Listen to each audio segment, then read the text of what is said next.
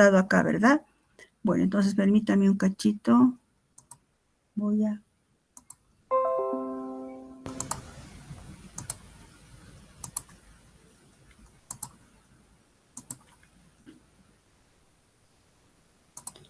Ya, entonces vamos a continuar donde habíamos quedado. Ya, ya habíamos terminado el nivel secundario, ¿verdad? ¿Se ve bien la pantalla, chicos?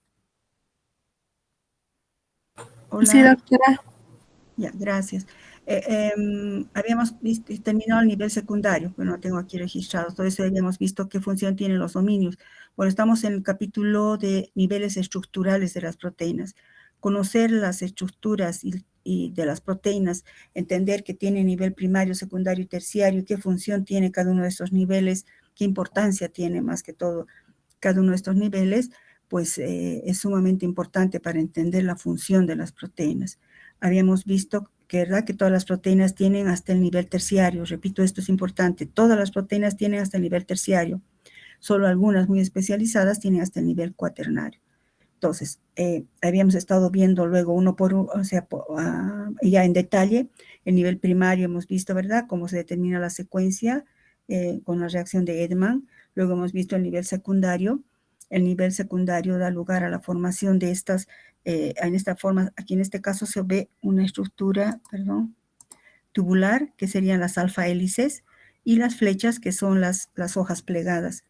Habíamos visto también que existen plegamientos en bucle, que son los que unen a dos cadenas, ¿no?, que están, digamos, dentro de la misma estructura proteica. Habíamos visto también que dentro de la estructura secundaria surgen los conceptos de motivos y dominios. Los dominios se refiere a algo mucho más amplio que los motivos. Dentro de un dominio puede haber varios motivos.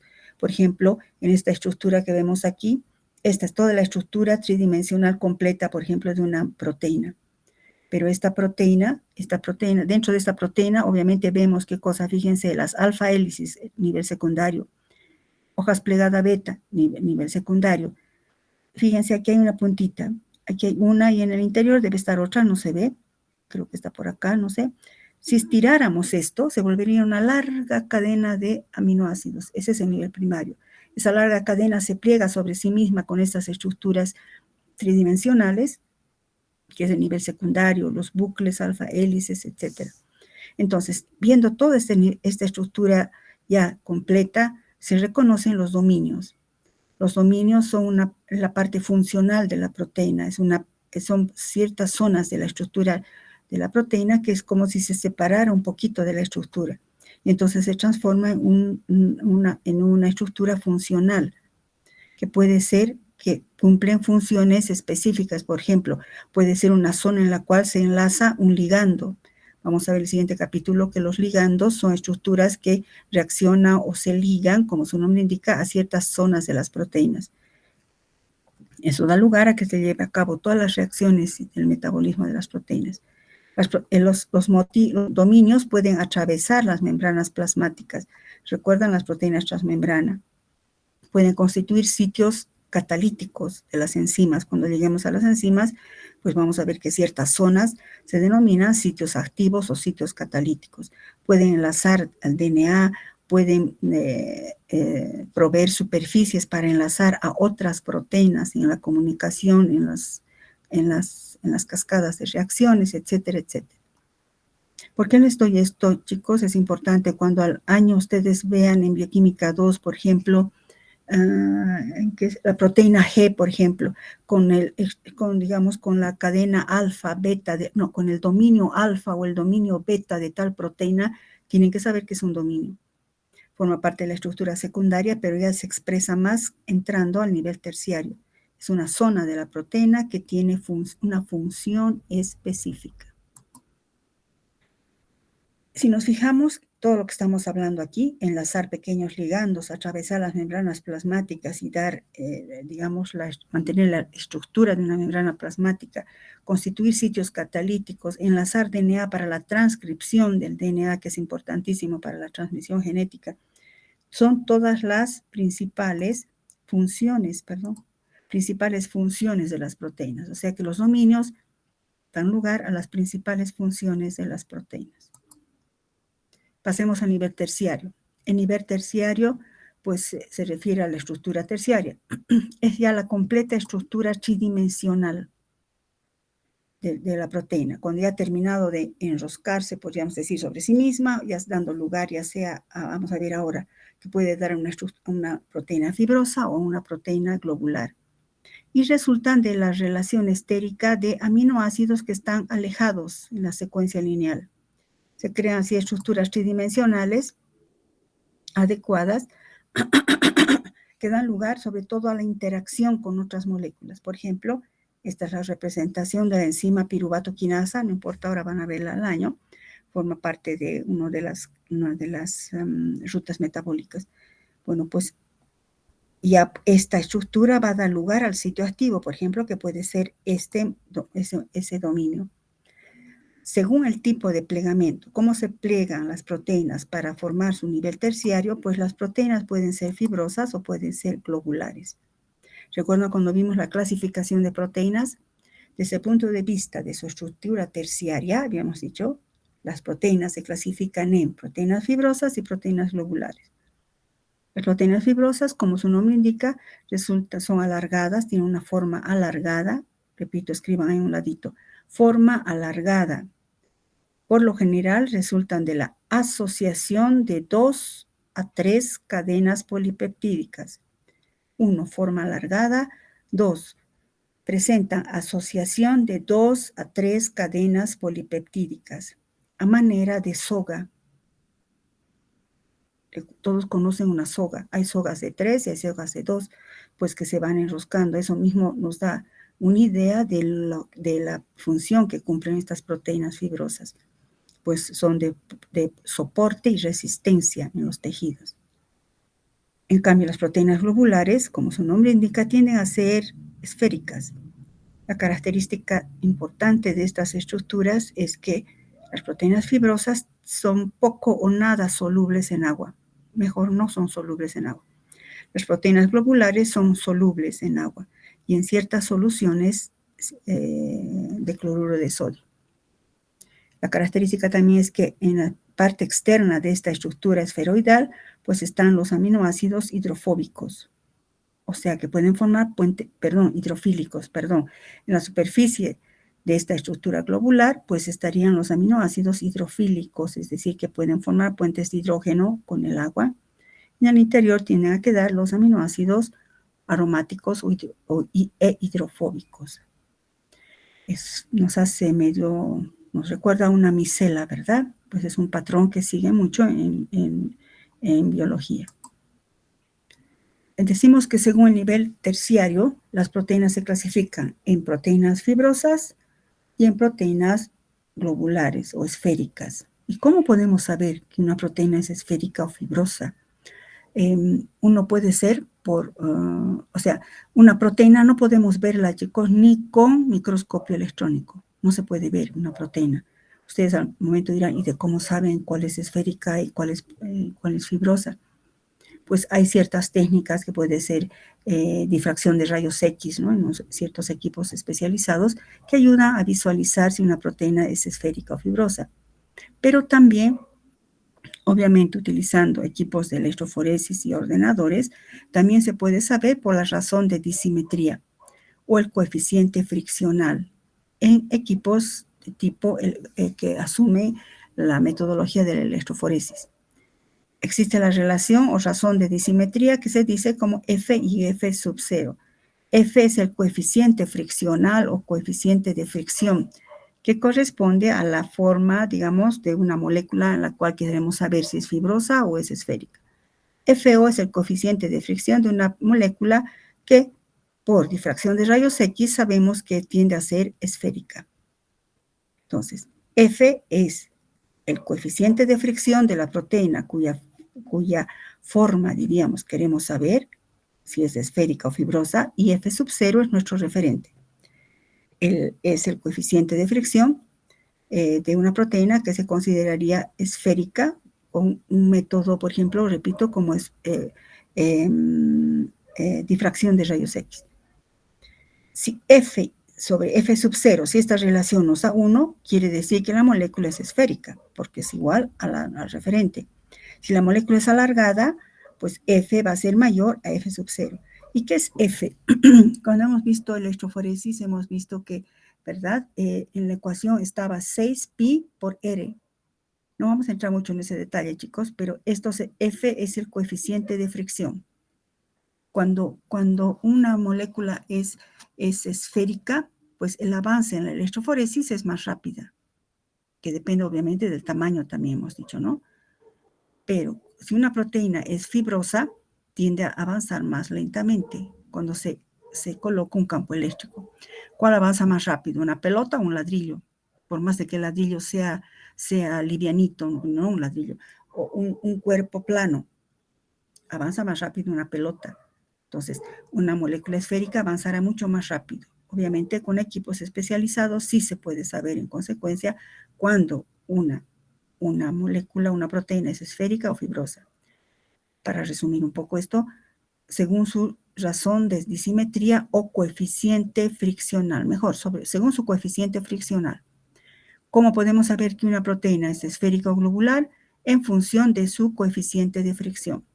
Si el coeficiente de fricción es igual al coeficiente de fricción de una molécula que sabemos que es esférica, nos va a dar 1, entonces decimos que es esférica.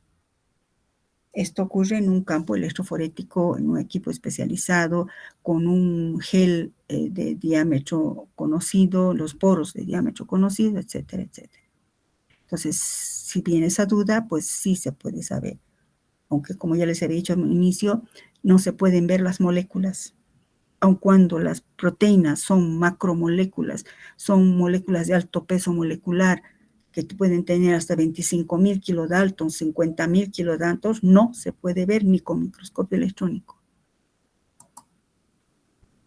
Las proteínas fibrosas, empecemos. Las cadenas están formadas por cadenas polipeptídicas que siempre, por lo general, están enteramente en conformación laminar o helicoidal. Estoy hablando de la estructura secundaria. Es común de que se formen conjuntos policatenarios, es decir, asociación entre dos o más cadenas unidos por puentes de hidrógeno, y puede ser puentes disulfuro. Un ejemplo, la proteína que vamos a estudiar en el siguiente capítulo, el colágeno. El colágeno es una proteína importantísima del tejido conectivo. Suministra un soporte estructural a células y tejidos. ¿Dónde encontramos proteínas fibrosas? Pues repito, el colágeno que se encuentra en el tejido conectivo, también la alfa-queratina del cabello, de la lana, son proteínas fibrosas, son resistentes, elásticas. En cuanto a las proteínas globulares, es la conformación preferencial, la de menor energía, la más estable. Cuando el destino de la proteína, ¿quién va a destinar de que esa proteína sea globular? ¿Quién va a condicionar, diríamos, que una proteína sea fibrosa o que sea globular? Pues nuestro DNA. Y ya sea que sea fibrosa o sea globular, es la estructura más estable. Si ustedes recuerdan química orgánica, toda molécula tiende a la estabilidad. Por eso no hay átomos en el aire, ni podemos tener átomos en tubos de ensayo. ¿No? Tenemos moléculas. Bueno, además, ¿cuál es la forma de esta molécula tan compleja, verdad? Extremo N-terminal, extremo C-terminal, que encima se va plegando en cadenas beta, en cadenas helicoidales, con sus bucles. Y esto no es al azar, todo está condicionado, repito, genéticamente. Pues esta estructura, así como está, es la más estable. Esta, por ejemplo, es la estructura terciaria, la representación de la estructura terciaria de la lisosima, una enzima hidrolítica que está en la clara del huevo. Vemos, por ejemplo, localización interna de residuos apolares interno, y en la parte exterior están los residuos, o cuando digo residuos, recuerdan, son residuos aminoácidos polares o que tengan carga. Fuerzas estabilizadoras de la estructura terciaria, pues las mismas que hemos visto en los otros. Primero, vamos a ver, pueden ser fuerzas covalentes, o sea, enlaces covalentes, como por ejemplo puentes disulfuro.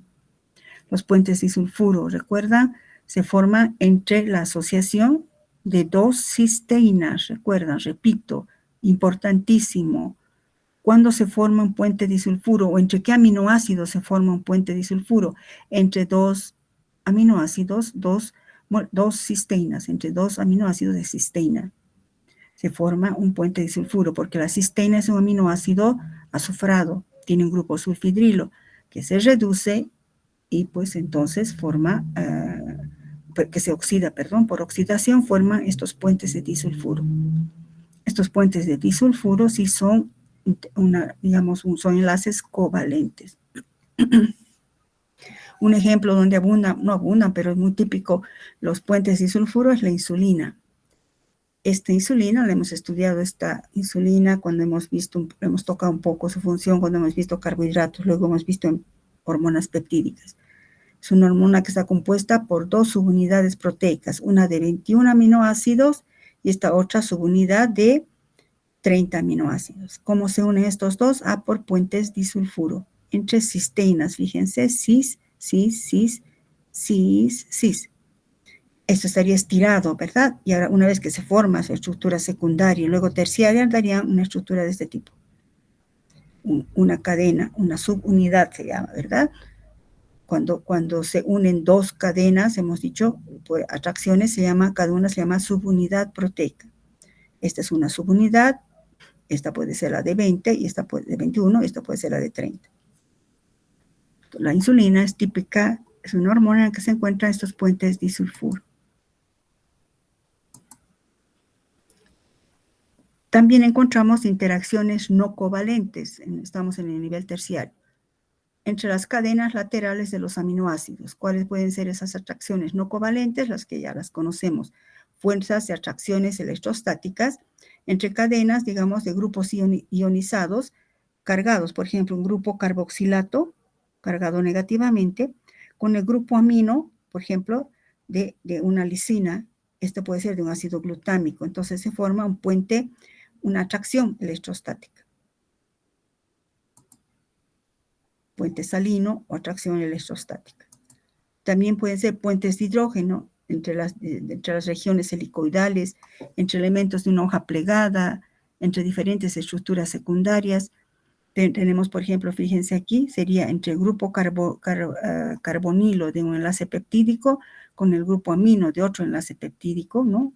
Pues a eso se refiere, aminoácidos alejados en el nivel secundario, en la estructura primaria, diré.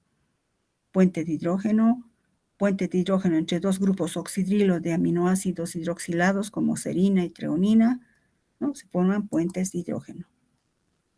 O pueden formarse interacciones hidrofóbicas entre aminoácidos apolares. Por ejemplo, es de una valina con un aminoácido, digamos, también hidrofóbico, atracciones de Van der Waals, o entre anillos aromáticos de la fenilalanina, por ejemplo. Son interacciones hidrofóbicas. Y finalmente pues, vemos todo. Las fotos que les he mostrado aquí, yo he ido recortando para ir indicándoles cada una de las unidades, he ido recortando y ahora se ve todito, ¿no? Es como si esta fuera la estructura completa de una proteína, donde vemos que es una estructura terciaria. Vemos atracciones hidrofóbicas, vemos los puentes salinos, vemos los puentes de hidrógeno, atracciones hidrofóbicas o incluso los puentes disulfuro. Interacciones hidrofóbicas, puentes salino, puentes de hidrógeno, enlaces disulfuro que dan la completa estructura tridimensional de una proteína. Por ejemplo, en este caso sería una proteína globular. Bueno, entonces tenemos con esto hemos acabado la estructura terciaria. Hasta ese nivel llegan todas las proteínas. Ahora, la estructura cuaternaria no la tienen todas las proteínas. Solo ciertas proteínas con función muy especializada. ¿Y a qué se refiere esta estructura cuaternaria? Se refiere al agregado de más de una cadena polipeptídica, es decir, se pueden asociar, agregar, mediante también atracciones no covalentes, 2 o más cadenas polipeptídicas. Y por eso la estructura cuaternaria da lugar a proteínas multiméricas. ¿Qué quiere decir multiméricas? Pueden ser, aquí aumenten por favor, podrían ser dímeros, podrían ser trímeros, podrían ser tetrámeros, dímeros de unión de o asociación o agregado de dos cadenas, trímero de 3, tetrámero de 4. Cada una de las cadenas individuales se conoce como subunidad. Pueden ser iguales o pueden ser diferentes, ¿no? Homomultímeros o heteromultímeros. El caso de la hemoglobina, fíjense, en azul tenemos subunidades beta, en rojo las de alfa, o como uno quiera numerar, digamos, el color, pero tiene 4, la hemoglobina, por ejemplo, resulta de la asociación de 4 subunidades proteicas. Una subunidad, fíjense mi cursor, otra subunidad y otra subunidad. Está formada por 4 subunidades proteicas. ¿Qué cosa es esta? Esta es una proteína, este sería el nivel cuaternario de la hemoglobina. Es una proteína tetramérica, porque está formada por 4 subunidades, que reconocemos lo mismo que hemos visto, las cadenas helicoidales, los bucles. En general aquí casi no se ven las cadenas beta, ¿no? Pero sí más son puras cadenas helicoidales. Es una típica proteína globular. Y vemos aquí al centro en verde, vamos a estudiar el siguiente capítulo, pues los grupos hemo de cada una de las cadenas. Asociación de 4 subunidades, alfa 1, alfa 2 en rojo y beta 1, beta 2 en azul. Su grupo prostético es el hemo. Recuerdan que hemos dicho que hay proteínas que son conjugadas, aquellas que tienen, aparte de las cadenas de aminoácidos, tienen grupos no proteicos, llamados grupos prostéticos. Pues el hemo, vamos a ver el siguiente capítulo, es el grupo hemo de la hemoglobina, es el grupo prostético. Entonces resultan de agregados de 2 o más cadenas polipeptídicas. Esta estructura cuaternaria, les decía, no la tienen todas las proteínas. ¿Por qué será? Porque es importante. Cuando una proteína presenta estructura cuaternaria, indica que tiene mayor información estructural, lo que significa que dispone de elementos funcionales. Es como diríamos, ¿por qué se han asociado 4? Es para algo. Presenta por esa razón mayor información estructural. Algunas funciones relacionadas con la estructura cuaternaria están precisamente las siguientes. La estructura cuaternaria, cuando una proteína tiene estructura cuaternaria, realmente actúa en la regulación de la actividad. Una proteína multimérica con estructura cuaternaria participa en procesos de regulación. Al tener una estructura cuaternaria puede pasar de un estado asociado a disociado, o en otras palabras, puede ser un estado activo e inactivo. Por ejemplo, puede ser también una estructura cuaternaria puede fosforilarse. Al fosforilarse y desfosforilarse, gracias a la estructura cuaternaria, imagínense 4 cosas unidas, pues que van girando sobre sí mismas, o según la atracción, en función de sus atracciones intermoleculares, se lleva a cabo diferentes actividades. O sea, puede tener, repito, participa en procesos de regulación de la actividad, pasando de un estado asociado y disociado, pudiendo ser, no siempre asociado es activo, pero pasando de activo a inactivo, activo a inactivo. O, por ejemplo, las fosforilaciones y desfosforilaciones, cuando se fosforila y desfosforila, también gracias a la estructura cuaternaria van cambiando su actividad. Otro ejemplo importante que gracias a la estructura cuaternaria aparece es la cooperatividad, que vamos a ver más adelante, no puedo hablar de eso ahorita, pero tampoco puedo dejar de mencionar. El efecto de la cooperatividad, que vamos a ver en el siguiente capítulo, depende o está en función o ocurre gracias al nivel cuaternario. Otra consecuencia importante de la estructura oligomérica, o sea, cuaternaria, es la generación de formas híbridas de una proteína. Esto es bien importante, al menos en el área clínica. Así es que son gracias a la estructura, aquí pongan, gracias a la estructura cuaternaria, se forman los oligómeros híbridos. Veamos etimología de las palabras. Oligo, ¿recuerdan? Los oligosacáridos están formados de 2 a 10. Los oligopéptidos, de 2 a 10 aminoácidos. Los oligómeros serían entre 2 a 10, aunque no abunda mucho de 10, ¿no? Pero se refiere a asociaciones de estructura cuaternaria. Estos oligómeros se forman cuando las distintas subunidades se asocian en diferentes proporciones. Los oligómeros híbridos cumplen la misma función pero están presentes en diferentes tejidos. La diferente composición del oligómero en diferentes tejidos es debido a que se va adaptando a las condiciones del tejido. O sea, vamos a ver ahorita, se dice que los oligómeros híbridos tienen igual actividad, pero en distinto grado en los tejidos donde se encuentran. Entonces, ¿qué estoy adelantando aquí? Que estos oligómeros pueden estar presentes en diferentes tejidos, por ejemplo, corazón, hígado, riñón. Esto sobresale, es importante, sobre todo en las enzimas, donde surge el concepto de las isoenzimas. Isoenzimas, iso significa igual, son enzimas que tienen la misma actividad, ¿verdad? Tienen igual actividad, pero en diferente grado según el tejido donde se encuentra. Ustedes van a hablar mucho de las isoenzimas, sobre todo en bioquímica clínica. Por ejemplo, la enzima lactato deshidrogenasa o LDH. La lactato deshidrogenasa es una enzima que cataliza la transformación del piruvato en lactato. Ahorita no le viene al caso, ustedes ni saben lo que es el piruvato todavía, pero es una enzima que reduce a una molécula a otra, ¿no? Es una enzima, es una deshidrogenasa, por eso, aunque a veces no se confunda, a veces el término deshidrogenasa no es que deshidrogena, puede catalizar ambas reacciones de hidrogenación y de deshidrogenación. Bueno, pero participa en reacciones de oxidorreducción, ahí lo dejamos. La lactato deshidrogenasa está presente tanto en el corazón como en el hígado y se mantienen estas siglas por eso, LDH-H4, que significa H4, H de heart, corazón, es del liver es hígado en inglés, ¿verdad? Pues se respeta eso. Entonces, la LDH-H4 es una enzima que está prácticamente solo en el corazón.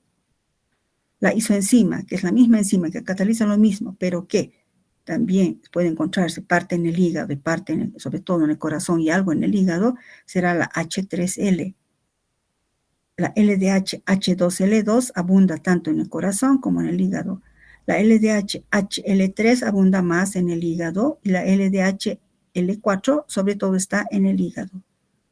Entonces, si estas enzimas llamadas isoenzimas porque catalizan lo mismo, tienen estructuras iguales, pero se han adaptado a los tejidos, pues tienen una importancia clínica.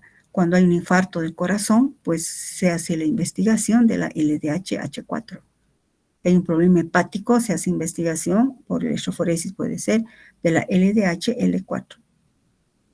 Entonces, esa es la importancia de conocer el nivel cuaternario. Entonces, fíjense, resulta de la asociación de 4 subunidades en proporción H4, H3L, H2L2, HL3 o L4. Son las llamadas isoenzimas. ¿Qué son las isoenzimas?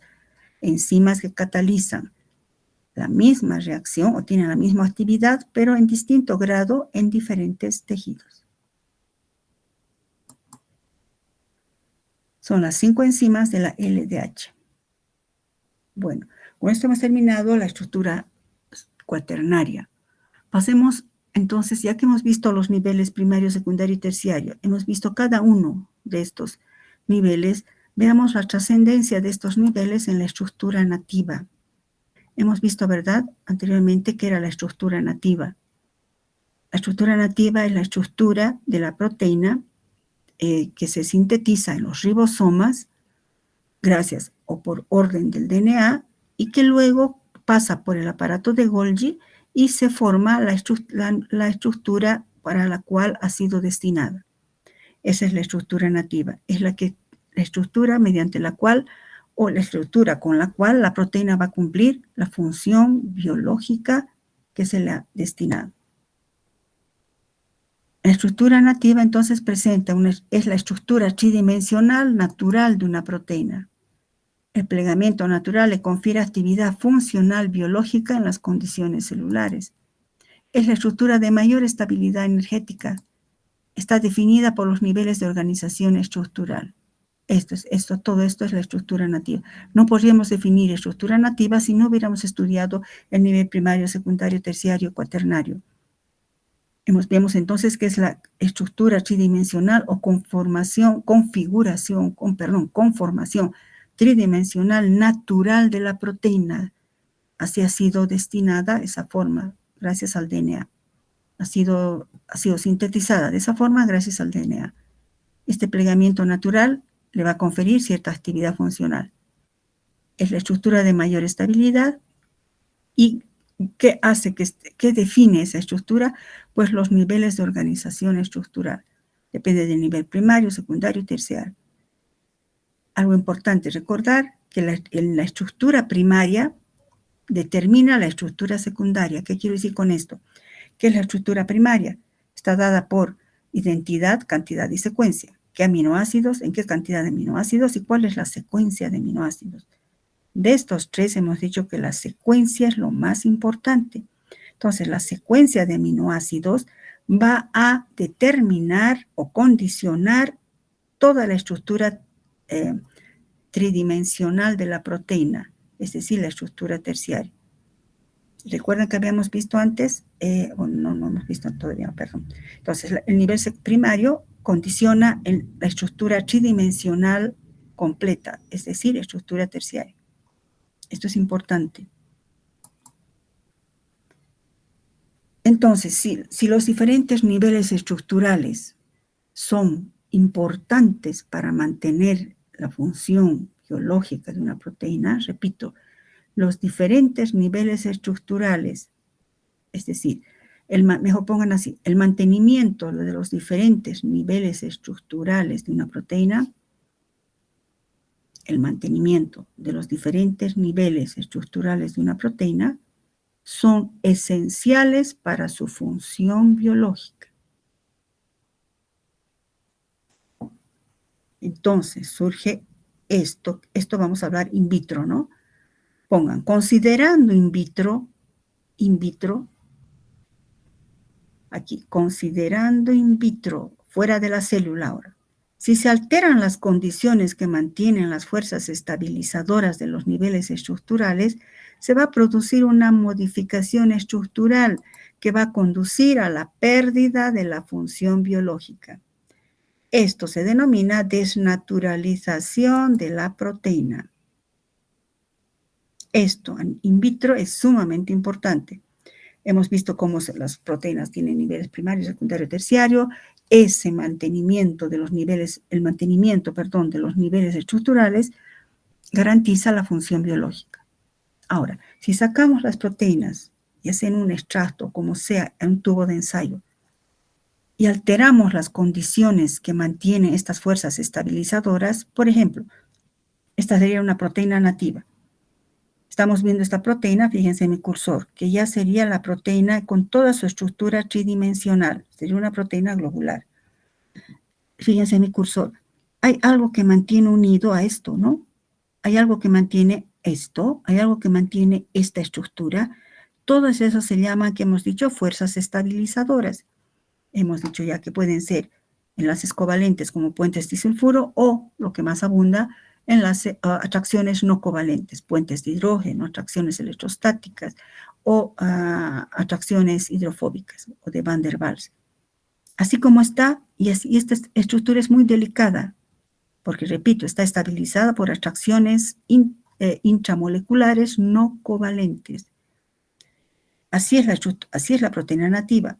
Así tendrá una función biológica. Puede ser que esta parte sea un sitio activo o que atrape algún antígeno, no sé.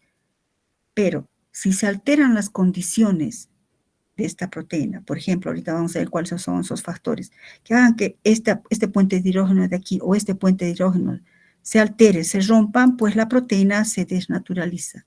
Toda esta estructura se desmorona, diríamos, y aparece nada más su nivel primario.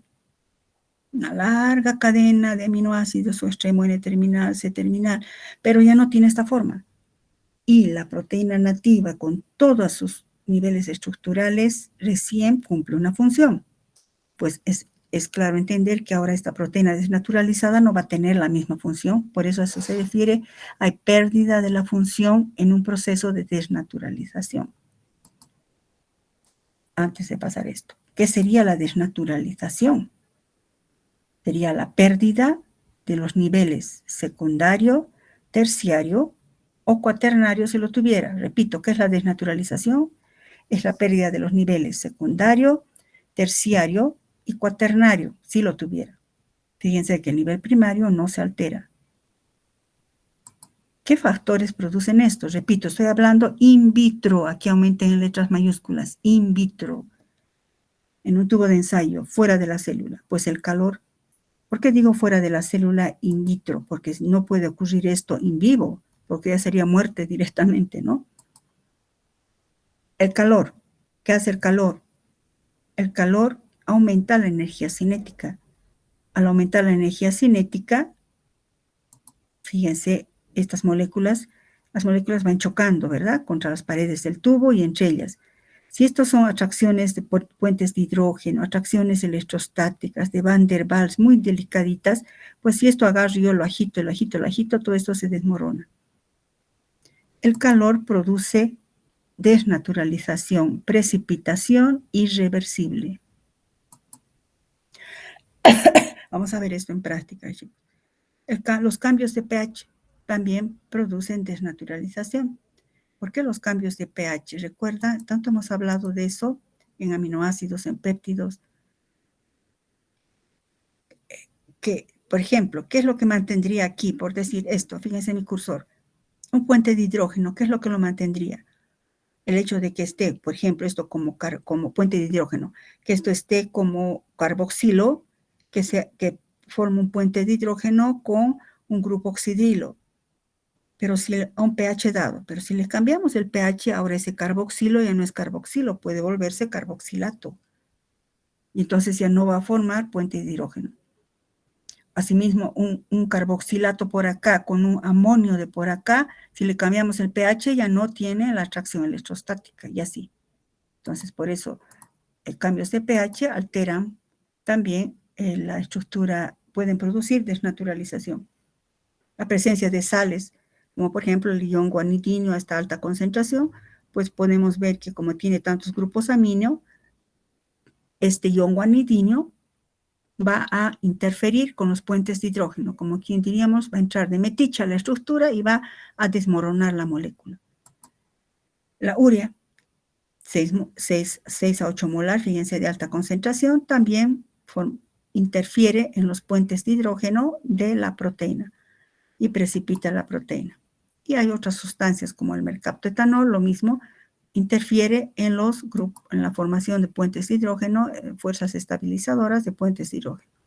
Y los disolventes apolares o detergentes, como el dodecil sulfato de sodio, pues tiene una cabeza polar y una cola polar, pues interfiere con las sales, con los puentes salinos, la cola polar interfiere con las atracciones de Van der Waals. Estos son sustancias o agentes que desnaturalizan a las proteínas, es decir, que las precipitan, algunos de ellos de manera reversible y otras de manera irreversible. Y también las agitaciones vigorosas, ¿no?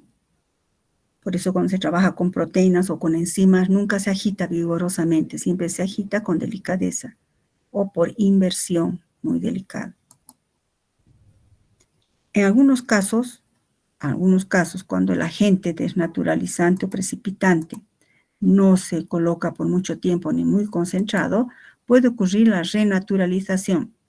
Es decir, si se restablecen las condiciones fisiológicas, la proteína, o eliminamos, por ejemplo, una sal por diálisis, la eliminamos, o el cambio de pH no ha sido tan brusco, pero otra vez restablecemos a su pH natural, otra vez esto se empieza a armar. Este es un nivel primario. Entonces aquí se empezará a formar su nivel secundario, ya sea cadenas alfa, beta, y otra vez se organiza la célula, la proteína.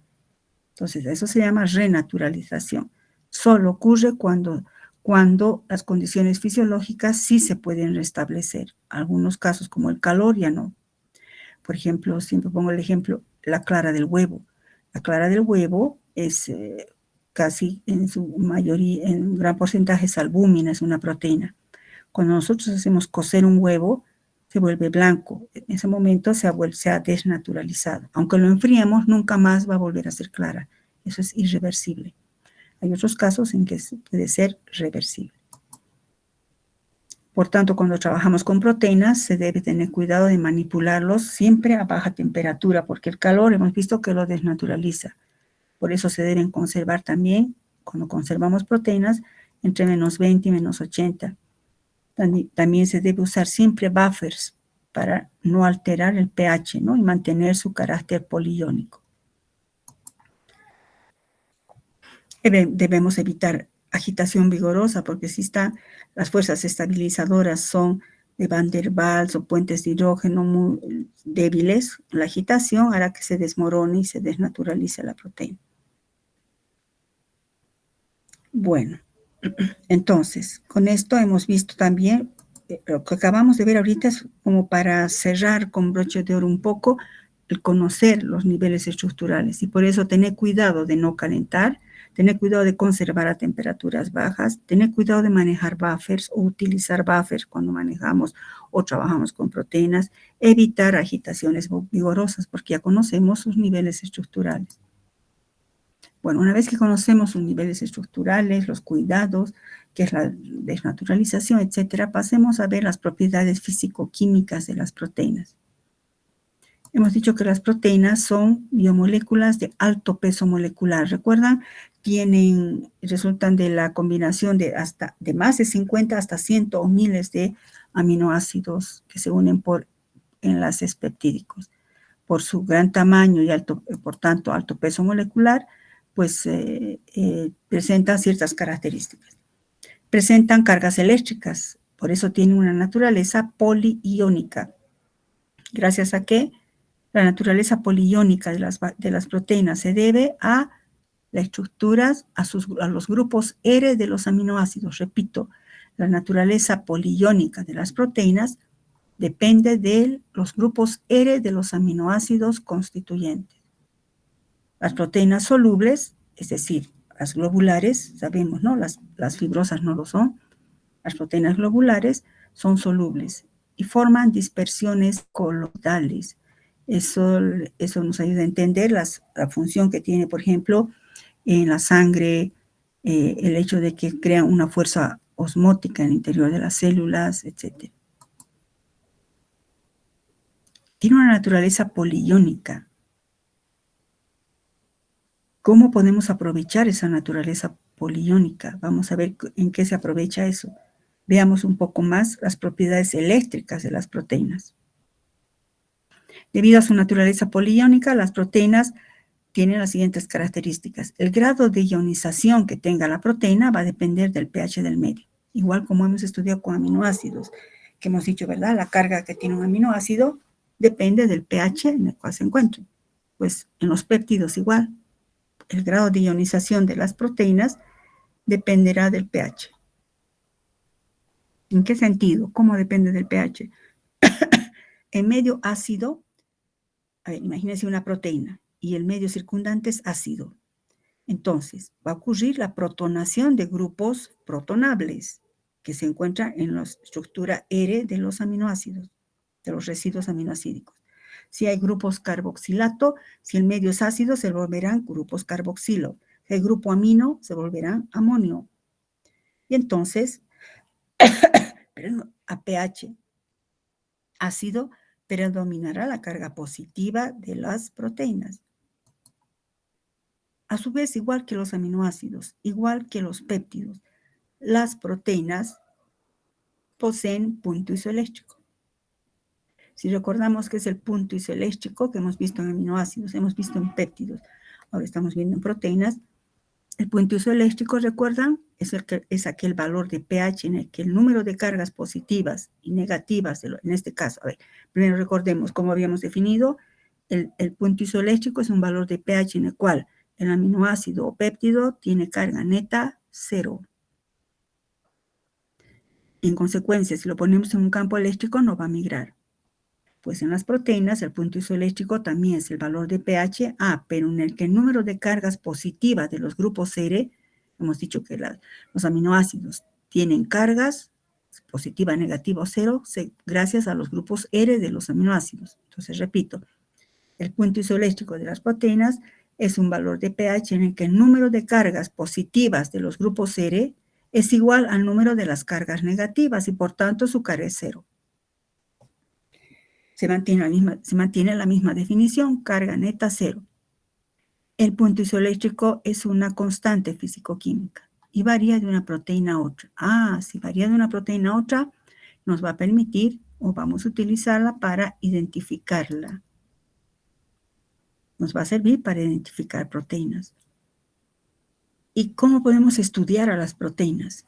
Si queremos estudiar proteínas, las proteínas, ¿dónde se encuentran primero? Capítulo 1. Hemos visto ubicuidad de las biomoléculas. Hemos visto que están en las membranas celulares. ¿Recuerdan el modelo del mosaico fluido?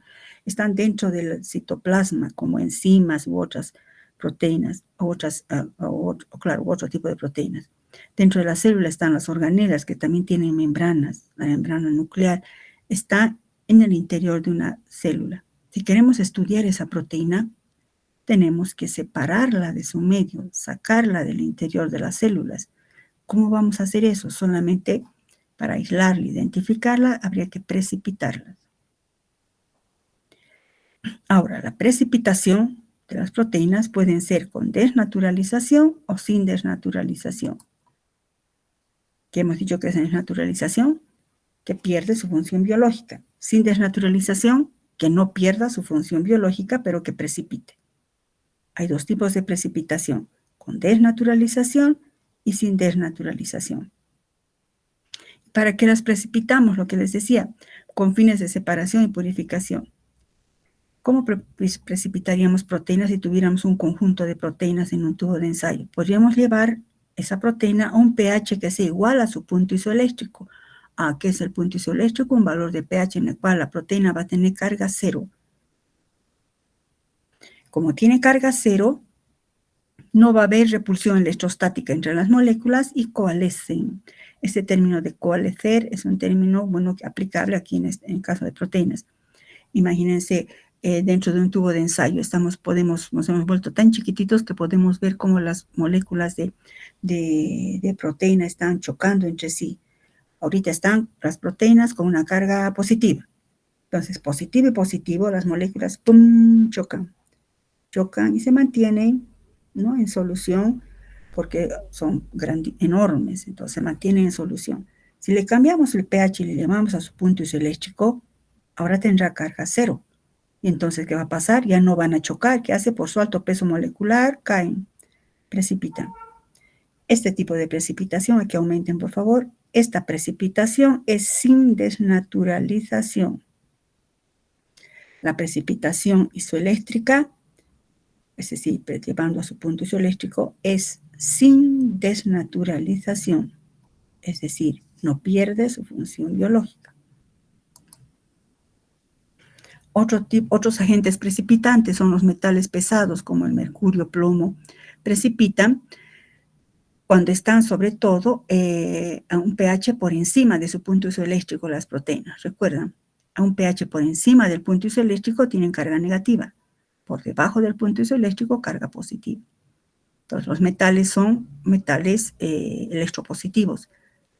La proteína va a estar con carga negativa, precipitan, pero esto es con desnaturalización. Esto vamos a hacer en práctica, chicos. Otro agente precipitante muy utilizado es el alcohol etílico. Precipita por deshidratación.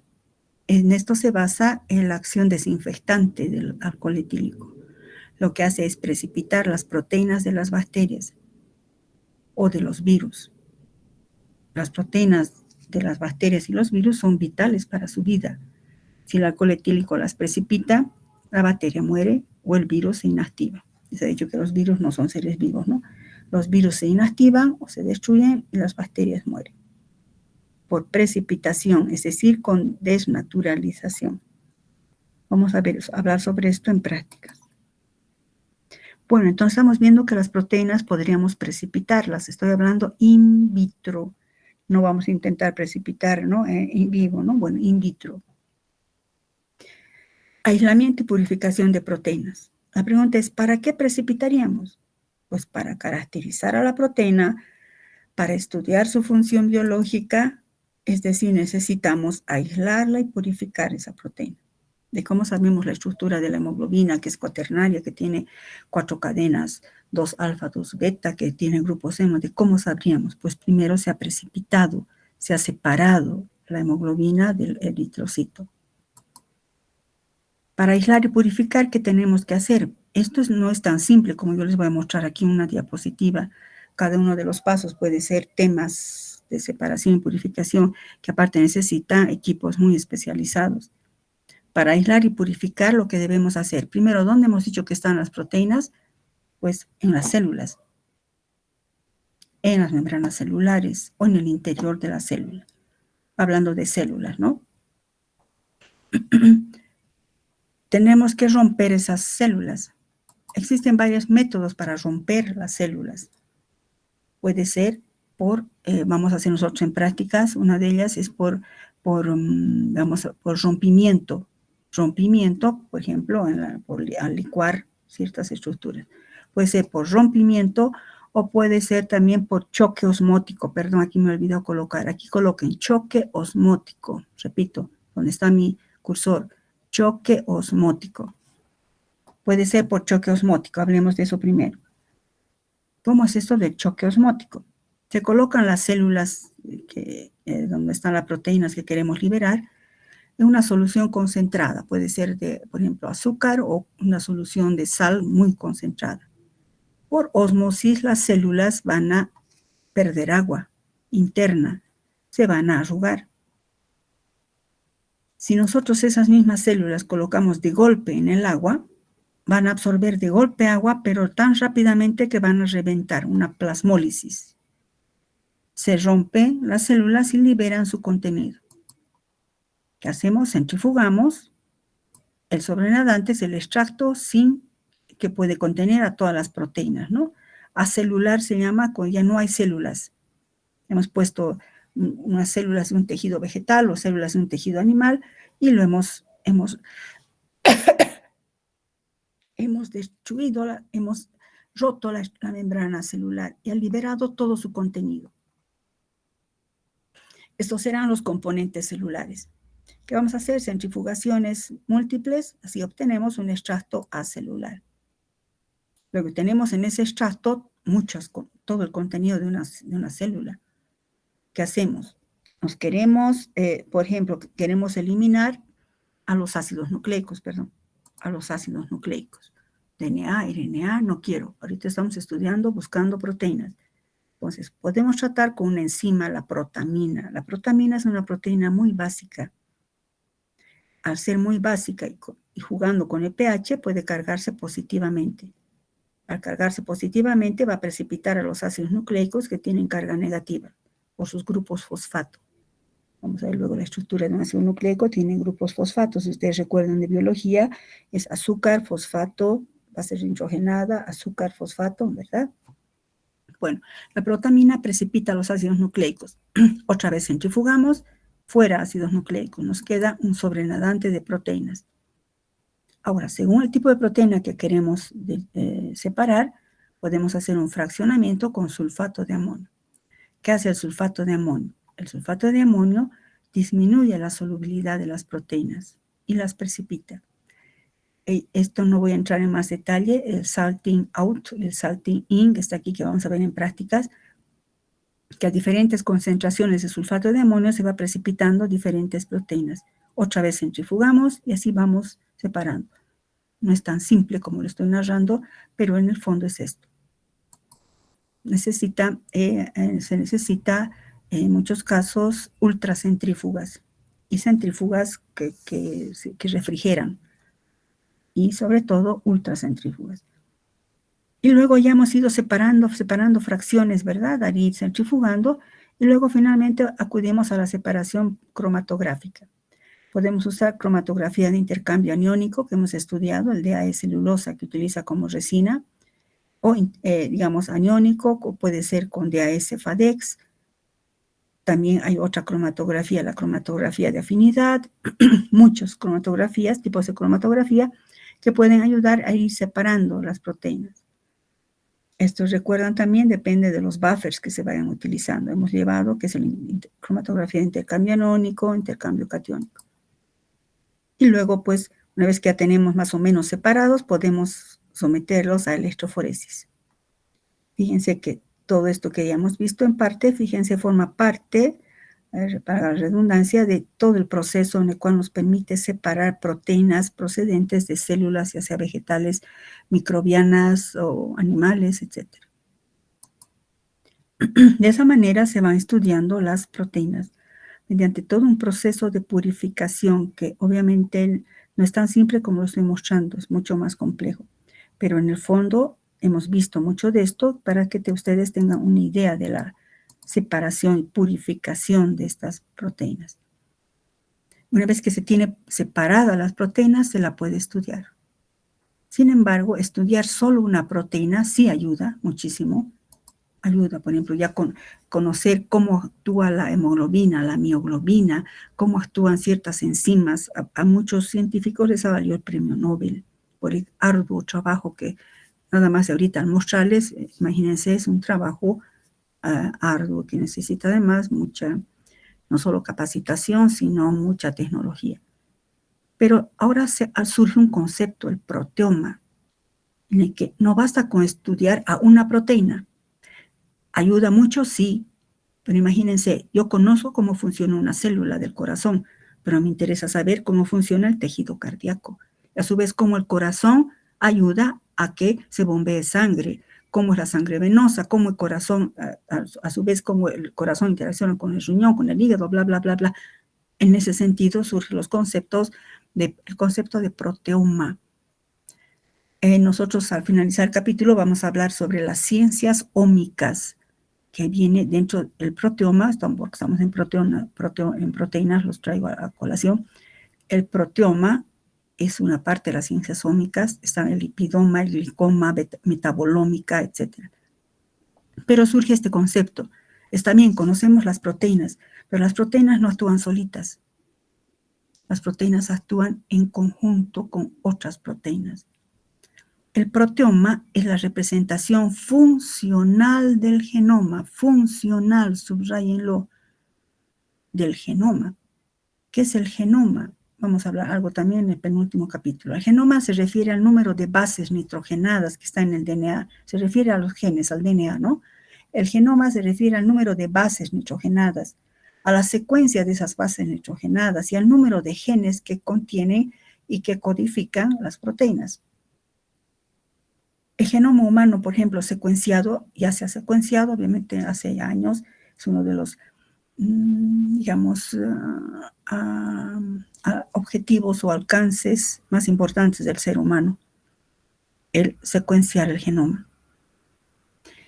Completamente secuenciado el genoma humano, se ha visto que tiene 3.000 millones de bases, es decir, 3.000 millones de nucleótidos, y aproximadamente 25.000 genes. Cada gen, no todos, pero la mayoría de los genes codifican proteínas.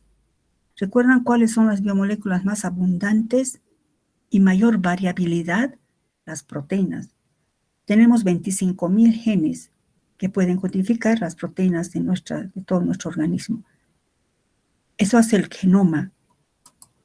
El proteoma representa un contenido más complejo de información que el genoma. ¿Por qué? Porque está hablando a nivel de información funcional. Esta información funcional del proteoma nos dice, el proteoma, qué tipo de proteína es, qué función cumple esa proteína, qué interacciones tiene esa proteína que estamos estudiando con otras proteínas, por ejemplo, en las vías de transducción de señales que van a ver, no toca a bioquímica uno ver eso, pero ya les mostré algo, ¿verdad? Cuando vimos el glucagón, la insulina, las vías de transducción de señales, ¿qué sería esto? Es la misma foto que les he puesto en los otros temas. Aparece un conjunto de proteínas, ¿no? Como también vamos a ver la cadena transportadora de electrones, etcétera, etcétera. Entonces, esto que estoy señalando ahorita con precursor podría ser un proteoma, que se refiere a la función que cumplen las proteínas en conjunto o interacción con otras proteínas. Por ejemplo, el glucagón es una proteína, bueno, es un péptido, que tiene su receptor en el hígado, ¿no? Y este receptor a su vez es una proteína. Recuerdan, los receptores son proteínas dinámicas de la membrana celular. Esta proteína interactúa con otra enzima, con una enzima que es otra proteína, la adenilato ciclasa, que transforma el ATP en AMP cíclico, no importa, eso vamos a ver después, hasta esta parte nomás, no corresponde a bioquímica 1, y luego este AMP cíclico activa esta proteína que se transforma en esta luego actúa sobre esta que la transforma en esta, y ¿recuerdan cómo actúa el glucagón? El glucagón es sintetizado o eliminado al torrente sanguíneo por los islotes alfa del páncreas cuando hay baja de glicemia. El nivel de glicemia está bajando, entonces se requiere glucosa en sangre. Se coloca en su receptor, activa esta enzima, esta activa esta otra, se refiere a una transducción de señales, cascada, hasta que activa la fosforilasa del glucógeno, ¿recuerdan? La fosforilasa del glucógeno hidroliza el extremo no reductor, forma glucosa 1-fosfato, el destino de la glucosa 1-fosfato que les he dado, hasta que se transforma por una glucosa 6-fosfatasa en glucosa pura, que si este fuera el hígado, sale la glucosa pura y sube el nivel de sangre. Eso es parte ese es el proteoma. No solo me estás diciendo cómo es la estructura del glucagón, tiene nivel primario, secundario, sí, todas tienen, pero ¿cómo funciona? Por eso el proteoma, lo que les decía, es la representación funcional del genoma. Nuestro DNA ha hecho que esa proteína se sintetice para que funcione así. Entonces, el proteoma no es estático, el genoma sí, y eso es bueno. El genoma sí tiene que ser estático, por si no estaríamos mutando cada vez como X-Men, ¿no? Así nos mantenemos iguales. Obviamente envejecemos, pero seguimos siendo igual, no nos volvemos de ojos azules, mañana de ojos verdes, luego de ojos negros, no estaría mal, pero no nos pasa eso. El proteoma es mucho mayor que el genoma en ese sentido. Ojo, aclaración, no existiría el proteoma si no le ordenara el genoma. Fíjense la complejidad, fíjense cómo puede ocurrir todo esto. Toda esta cascada, esta secuencia. Después dicen Big Bang, ¿no? Hemos aparecido por casualidad. No, esto no puede ser más que de un creador. Yo lo digo. Creación de Dios, esta perfección, que ocurra todo esto y que nos ha dado el intelecto para entender su gran creación. El proteoma no es estático. Esto que ven acá no es estático. Se establece, está regulado cuándo se va a sintetizar glucagón, en qué sentido, cuál es la señal, la somatostatina que actúa acá, etcétera. Eso no es al azar. El proteoma es mucho mayor que el genoma en ese sentido, funcionalmente. Yo aquí le aumentaría, perdón, el proteoma, disculpas, voy a aumentar eso. Funcionalmente, es mayor que el genoma.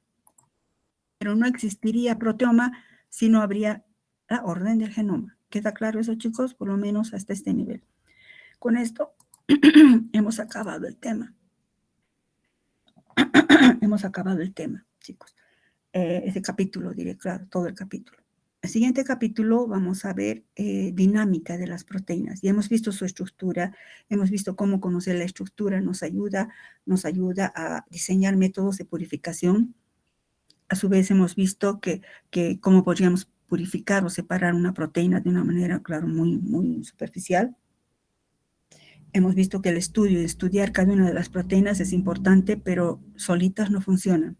Funcionan en conjunto. Ese conjunto de proteínas que cumplen una función es el proteoma. Por eso el proteoma es el nivel funcional del genoma. No es estático el proteoma. El genoma sí, menos mal, porque no hay mutaciones. Y siempre nuestras células van a actuar como deben actuar hasta que, la muerte venga a nosotros, ¿no? Bueno, ¿Hay alguna pregunta, chicos? ¿Alguna pregunta sobre cualquiera de las diapositivas de esta clase o de otra? No crean que me he olvidado, ¿verdad? Tienen la tarea pendiente del Dalton, de dónde sale que es 1.66 por 10 a la menos 24 gramos. ¿De dónde sale? La otra clase también me he olvidado. La siguiente semana, iniciando la clase, voy a revisar eso, por favor. Resuélvanlo. O alguien ha resuelto ya ahorita. ¿Qué hora es ahorita? Creo que tienen estadística. No recuerdo. Un cochito, chicos. ¿Qué hora es? No, ya no nos va a alcanzar. Para la siguiente clase voy a revisar eso, chicos, iniciando la clase. ¿Hay alguna pregunta? Siempre digo, si no hay hoy, puede ser que haya la siguiente clase, ¿no? Bueno, espérenme un cachito. No, perdón.